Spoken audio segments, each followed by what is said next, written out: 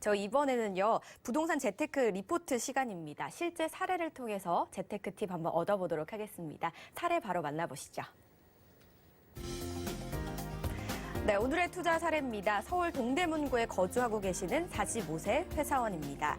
2014년 동대문구 이문 3-1구역에 재개발 투자를 하셨고요. 대지 지분 56.1제곱미터의 다세대 주택이었습니다.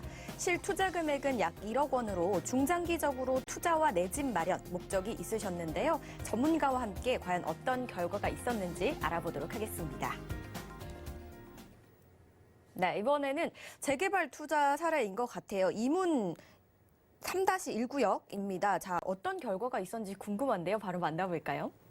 네, 지난번에도 이 재테크 투자 사례가 이 재개발 투자 사례였는데, 자, 이번 주에도 이 재개발 투자 사례입니다. 자, 위치가 이문, 휘경, 뉴타운, 이문 3-1구역인데, 지금 한창 공사를 진행하고 있는, 바로 이제 그런 구역인데, 이분은 2014년, 뭐 지금부터 보면 시간이 그래도 벌써 꽤 많은 시간, 이제 뭐 거의 한 7년, 6년에서 7년 정도 이전에 이미 이제 투자를 하셔서, 중장기 투자를 이미 하셨고, 자, 이분 같은 경우도 꽤 성공적인 투자를 하신 케이스입니다.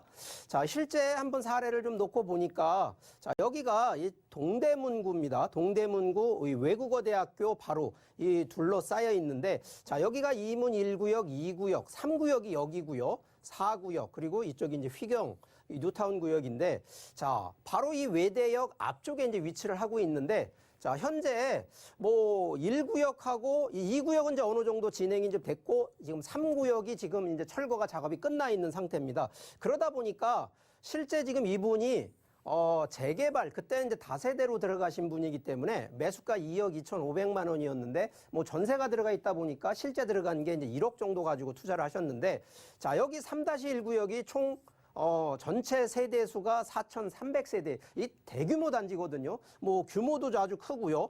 또 하나가 조합원 분양가 기준으로 25평짜리가 지금 옛날에 이제 우리 조합원 분양가 받으신 금액이 한 4억대인데, 자, 현재 시세가요, 25평형대가 거의 8억대까지 있는 상황입니다. 그만큼 뭐 투자면 투자, 그리고 내 집 마련이면 내 집 마련, 뭐 케이스는 상당히 지금 성공적인 케이스였는데, 자, 이분이 지금 이제 관리처분일 2014년에 투자를 하셨지만 관리처분일 뭐 여러 가지 조합 설립부터 해서 시행되고 있는 기준을 보면 2018년 5월 달에 돼 있어요. 결과적으로 이거 4년에서 기본 7년 정도, 그러면 짧은 기간을 투자한 게 아니라 중장기적인 관점을 보고 투자를 하신 케이스라 성공적인 케이스였는데, 자, 오늘도 그러면 과연 이런 재개발 투자함에 있어서 단순하게 돈을 보고 가는 컨셉이 아니라 기간 싸움에서 이기신 분인데, 그냥 기간 싸움이 아니라 정확하게 어떤 요인을 보고 투자를 하고 어떤 요인을 보고 기다리셨냐라는 측면으로 좀 설명을 조금 더 진행해 봐드릴까 합니다. 자, 첫 번째는 이제 추가 분담금 얘기입니다. 자, 조합원 분양가 지금 4억 원 정도 된다 그랬고요.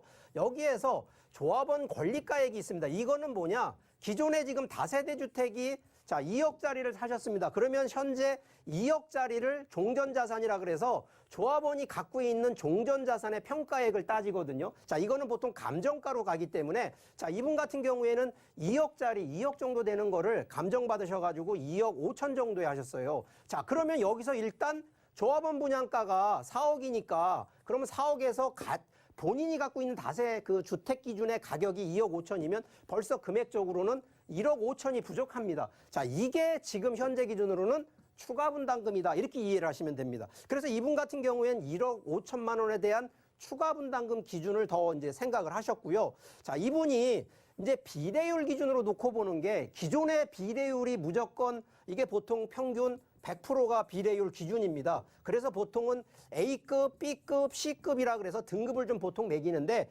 가장 높은 비례율 같은 경우는 110% 정도가 되는데, 자, 110%는 쉽지가 않습니다. 뭐 여러 가지가 이유가 있습니다만, 이 감정 전체 사업 그 금액의 총 사업 수입과 총 사업 비용을 뺀 이 금액으로 가지고 이 비례율을 따지기 때문에, 전반적으로 감정평가라는 건 지금처럼 권리가액을 많이 평가를 해주면 당연히 사업비가 커지기 때문에 비례율이 떨어질 수밖에 없고요.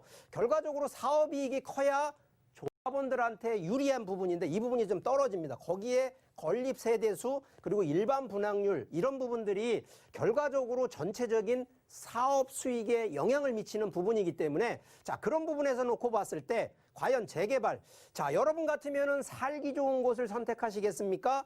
투자 가치 좋은 곳을 선택하시겠습니까? 라는 두 가지 질문이라 그러면 일반적인 분들은 살기 좋은 곳을 찾습니다. 그렇지 않습니다. 지금은요, 투자 가치가 있는 재개발 지역을 고르시라는 게 첫 번째고요. 두 번째는 결과적으로 이러한 가치 투자를 하려면 입지 분석이 먼저 들어가야 되고 분양 수익성, 좀 전에 용어 정리해서 과연 분양을 하고 조합원 분양, 일반 분양을 해서 사업 수익성이 얼마나 더 되는지 이거 반드시 따져보시라는 얘기를 드리고, 자, 여기에서 조합원 분양가와 일반 분양가, 자, 일반적으로 우리가 청약을 통해 분양이나 청약을 통해서 일반 분양으로 들어갈 수 있는 거를 왜 조합원 분양으로 들어가느냐?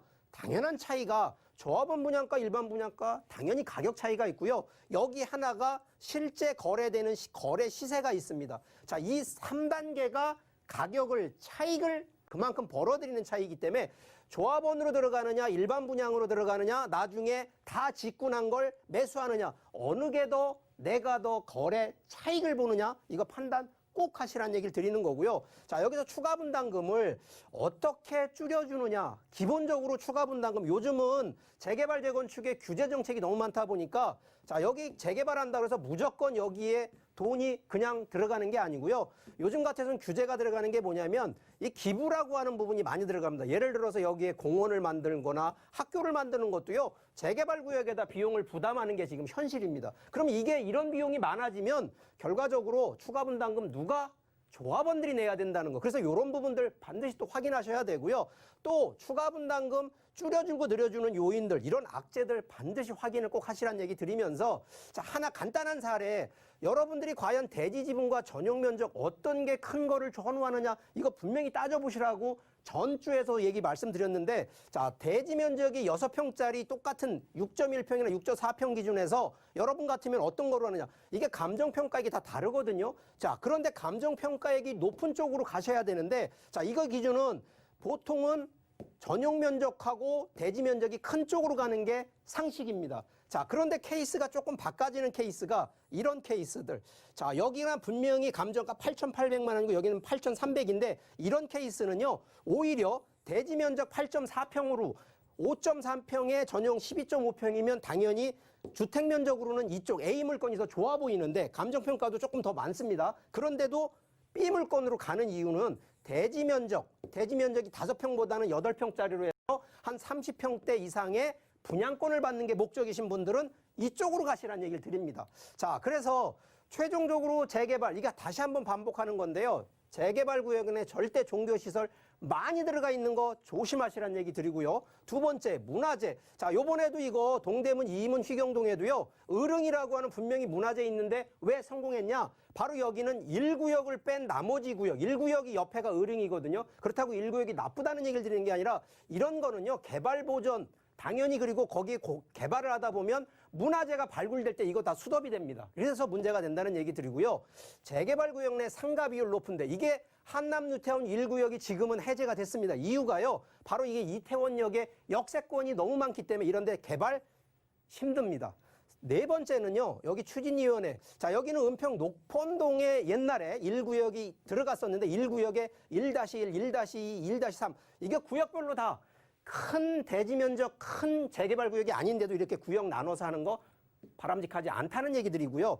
여기 안에서도 재개발 구역 내에서도 비상대책, 비대위라고 만들어지는데 이거 무시하시면 안 됩니다. 무조건 나쁘다고 생각하지 마시고요. 비대위에 반드시 방문하셔서 왜 반대하고 어떤 게 단점이 있는지를 체크하시다 보면 충분히 그런 숨은 악재들을 스스로 찾아내는 능력까지도 발굴이 되니까 재개발 투자 어렵다 생각하지 마시고 또 하나 무조건 돈 되니까 묻지마 투자 더더군다나 하지 마세요. 두 가지 방식이 이런 요인들 몇 가지만 체크만 하시면 충분히 성공적인 재개발 투자 가능하다는 점 설명드리겠습니다.